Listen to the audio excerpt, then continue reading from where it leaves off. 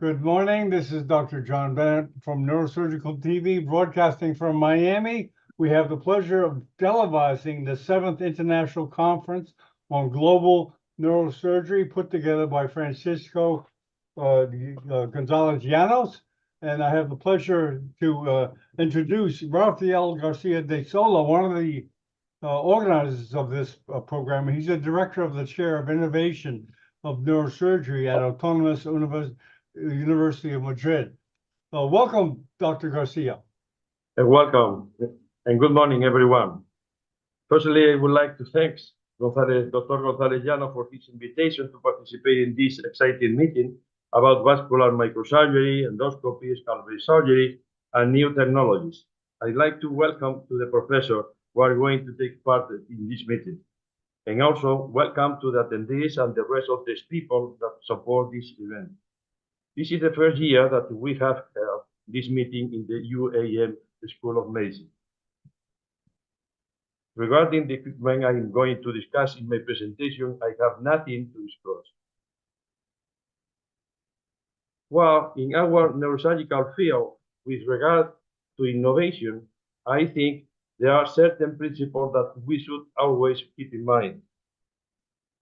Outstanding neurosurgeons have generally been key in the development of technological advances and new surgical approaches. This innovation has made it possible to overcome limitations that seem insurmountable. But when normal neurosurgeons become familiar with cutting-edge technologies, they, like the innovator, will improve their performance and will achieve results above the average. One of the main objectives of this UAM chair is to promote and facilitate this kind of cutting-edge surgical training, focusing on these two kinds of laboratories: surgical anatomy lab and simulation lab. Let's begin with the first, the surgical anatomy lab. We are organizing different courses that focus on hands-on workshop in cadaver, new approach and surgical techniques, and research in surgical anatomy.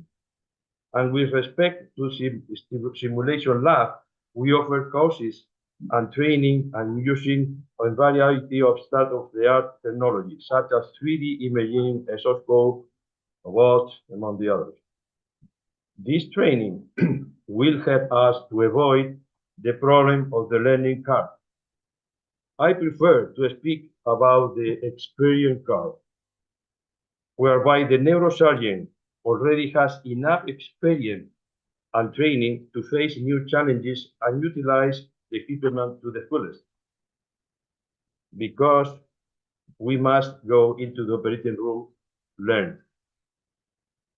Now, let's go to the topic of this speech about endoscope-assisted microsurgery.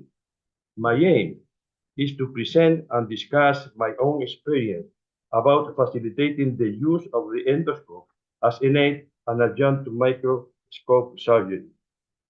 To summarize, modern neurosurgery is based on 5 fundamental pillars: neuroimaging, neuronavigation, vision as microscope, endoscope, function, neurophysiology, neuropsychology, and recent robotic technology. Speaking about the last neurosurgical pillar, robotics assistance, robotic technology is in the forefront of neurosurgical innovation. And I have been involved with robotic technology for many years. Almost 30 years ago, I registered the word microbot, from microscope and robot. It was a dream. And the other was another equipment we patented in order to control and to study the movement disorder. It was a robotic passive arm robotic, and then it was fixed to the index finger of the patient. And then we could study the movement and study the curve of this kind of movement.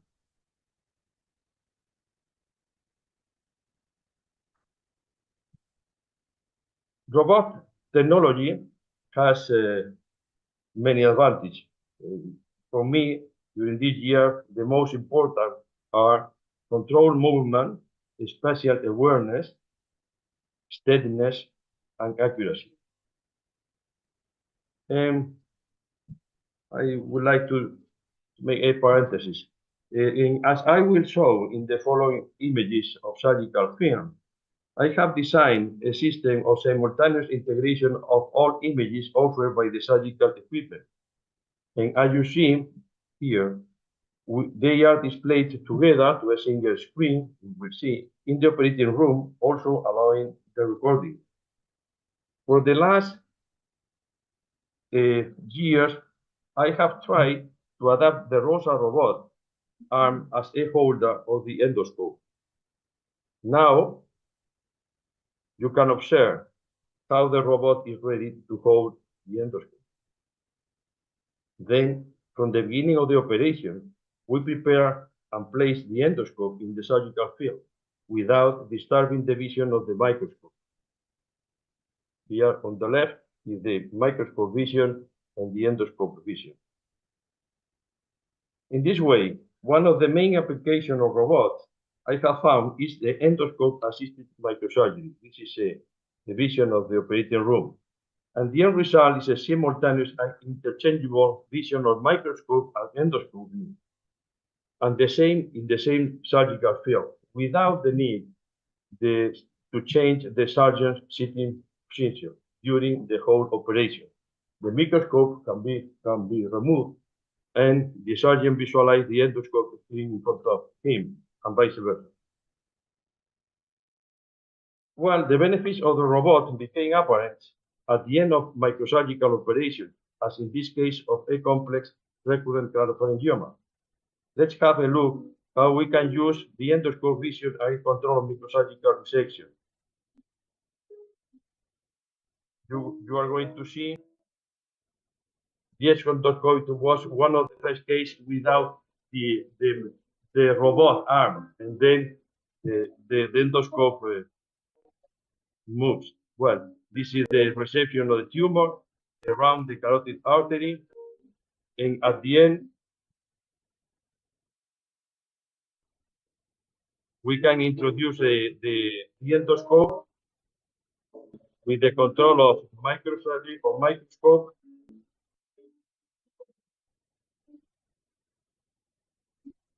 The last piece of tumor.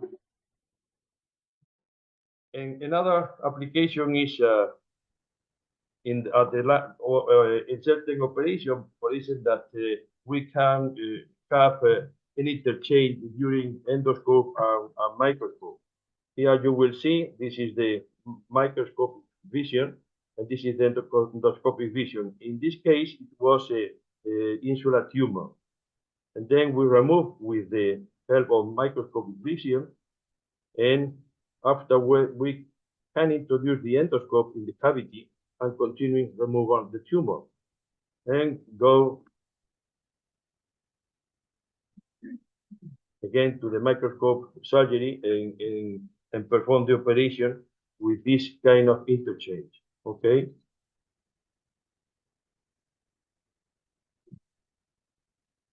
And another application is at the last stage of processing. In this case, this was an epidermoid cyst in the cerebellopontine angle and the internal ambience. And we knew because of the previous images that we had a tumor behind the fifth nerve here, and then this is the microscopic vision. And when we finish, we change to the endoscopic vision to finish removal. This is the vision of this, is similar. And you can observe the firmness of the steadiness of the robotic arm and the endoscope. And then you can maintain your steady arm because you are sitting down and you are continuously working. Okay.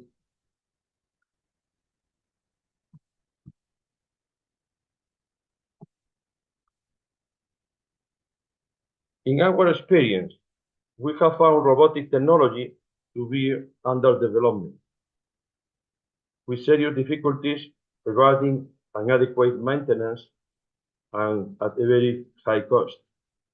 But in our experience, despite this, the idea is using the robot to hold the endoscope with firmness and stability was very positive.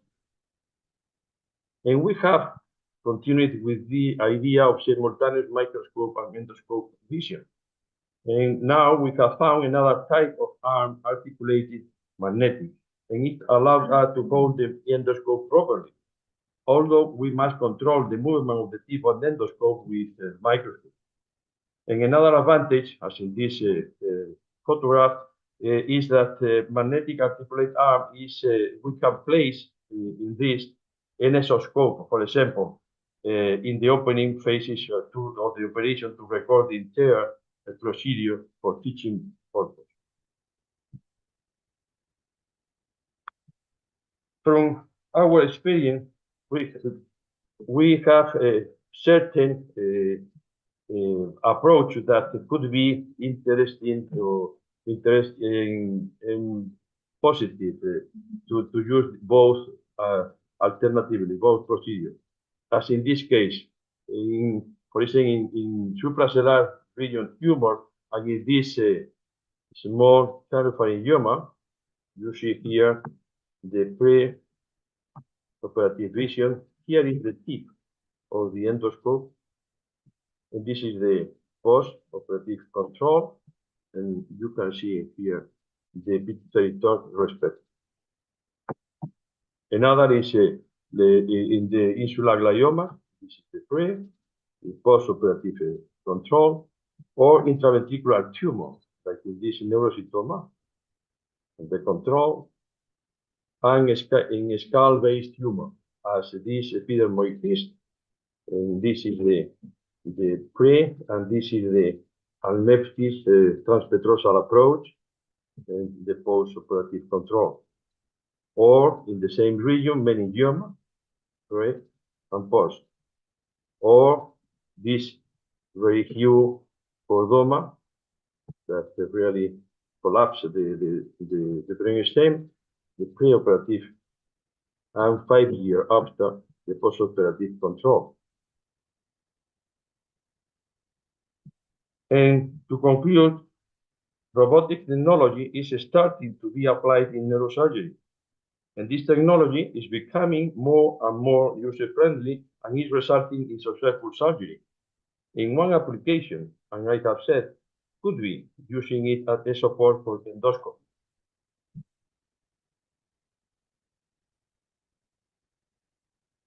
The use of the robot or a magnetic articulated arm offers good control of microsurgical resection or can work perfectly alongside the microscope, especially in skull-based surgery of deep lesion. These types of endoscope holder greatly facilitate the use of endoscopic techniques as a complement to microsurgical techniques. It would be desirable for companies designing robotic technology to increase their interest in this type of development. Well, thank you very much. And if you are interested in this area, you can visit my website. Thank you.